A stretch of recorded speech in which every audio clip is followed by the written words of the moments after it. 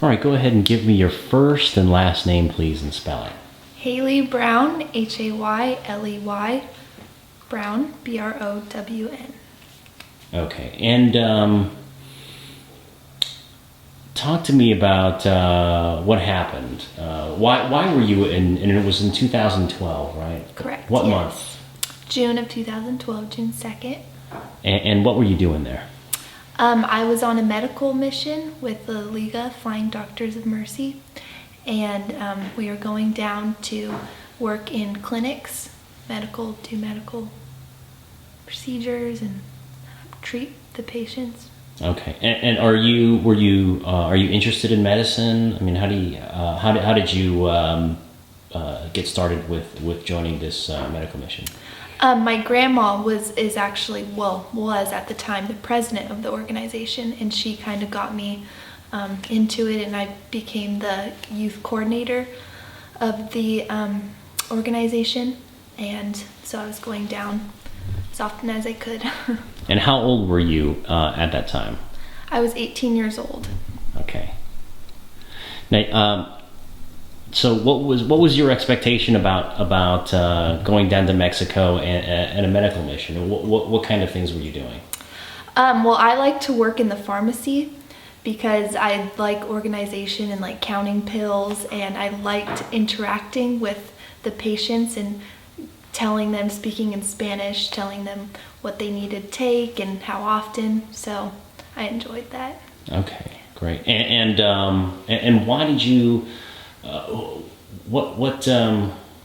Why did you like doing that? I guess it just stems from my love for helping people and their reactions and how grateful they are. And you can't really get that here in Encinitas in California, San Diego. It's a little bit different. Okay, and so June 2012, what happened? You were boarding a plane to go, where were you going? We were in Mexico, and we were going to take a 10-minute short plane ride over to the clinic we'd be working at for the entire day. And yeah, and I'd done it before. I'd done this trip before. Yeah. And from what city were you coming from? From El Fuerte, Mexico. We were going to El Carrizo. Okay. Yes. And how many times would you say that you had made that journey? I would say 5 or so. I think it was, yeah. And this is a pretty common journey for anybody who's in the medical mission? Yes, yeah. Lots of volunteers were going. There were 5 planes before the one that I was in. Okay. That were their way, yeah. And so, what do you remember about the flight?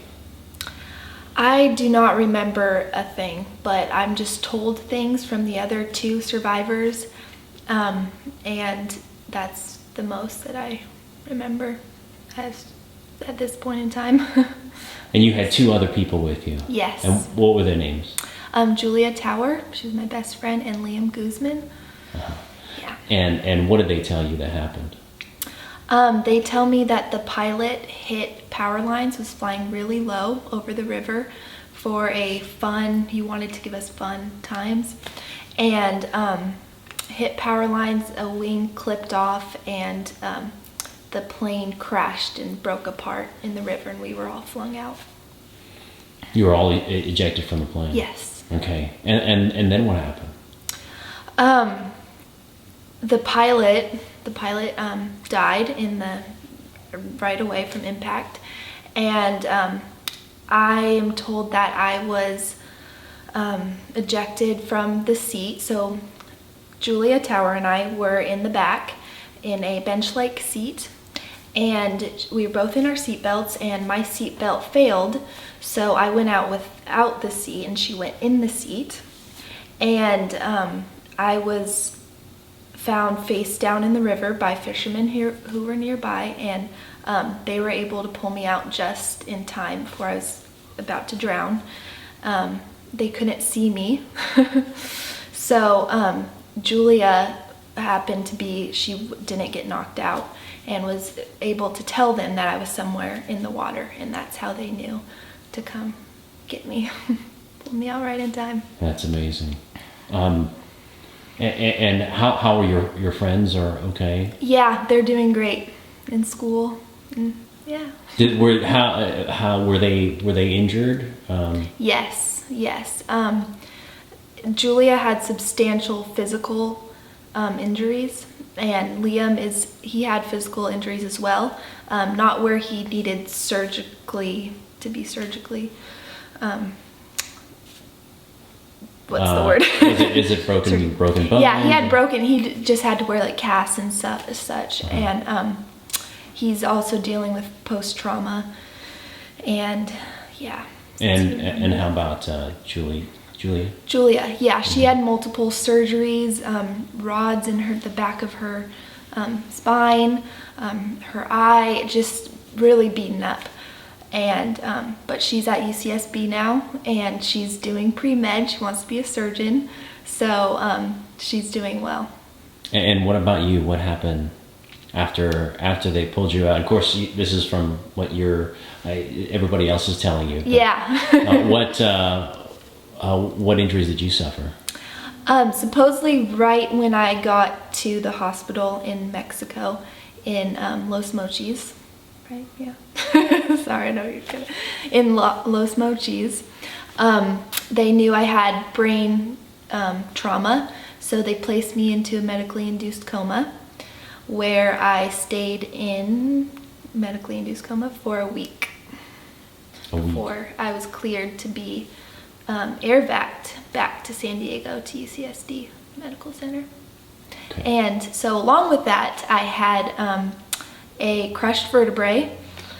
I had raging infections from the river water on my leg. I had broken ankle, so I had to get surgery on that. And just like the typical collapsed lung and cuts, bruises, yeah. So a typical collapsed lung. I mean, well, I'm just speaking like from like an accident standpoint, you know, and that kind of trauma and impact. Right. That I guess that's probably common. Sure. And when does is there a break in your memory? Where does your memory resume about what happened? I would say in the hospital when I first started coming back out of my coma, and it was very foggy though, and it's a gradual process. People think you wake up from a coma and you're like, hi, but no, that's not it at all. It's like slowly. I started coming about back. Yeah. Were you in a lot of pain? Not that I remember. To me, I mean, I don't remember. I know that I was, but I don't remember, which I guess is a good thing. Which is, yeah. Okay, and so do you ever, what was the most difficult part of recovery and getting straight? You're obviously, feeling pretty good right now. Yeah. It's been tough. I've had lots of bad nights and crying and breakdowns and just so much pain emotionally and physically, and it's been a hard journey. Okay. And now you're actually going to go back.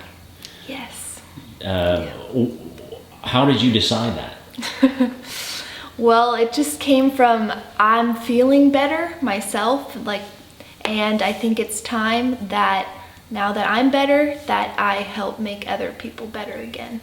And so I think I'm ready to go back, finally. Okay, and you're going to see, you're going to meet the fisherman. Yes. What did he do, and how do you think it's going to feel to meet him? It's going to feel surreal because I don't remember anything, but these boys, men saved my life, and that's just, it's I don't know what to expect, but all I feel towards them is love and gratefulness, of course. Your mother was saying that it's very fortunate that day that they were actually out in that area. Yeah. Can you tell me about that? Yeah, so I guess 2 weeks prior to the accident, the river had been dammed, which meant there were fish, and they decided to go right near where the accident occurred and to fish there. And the impact of the plane was really loud, so of course they came rushing over. And if they hadn't been there, we were in such a rural spot, and then I wouldn't be here talking to you right now. I mean, I've had situations, flashbacks with loud noises, and I just get a brief little image pop in my mind, and I see a picture of the plane and going down in the river, and those incidents have really jarred me and brought me to tears. And so I have had some. Yeah. But now memory. you're heading back there. I mean, and what would you like other people, when they see this and they hear about your story, what would you want them to know after what you've been through? I want people to know that there's hope after tragedy, and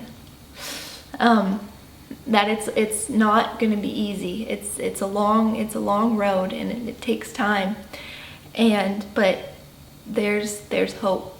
And with a positive attitude, I truly believe, the right attitude, mindset, that you can overcome and prosper in the end. And is that why you're speaking out and doing these things? Do you think there are people out there that? Yeah, I mean, at one point in my recovery, I was in such a low, dark hole, and I felt that I was so confused and lost, and I felt like there was no hope.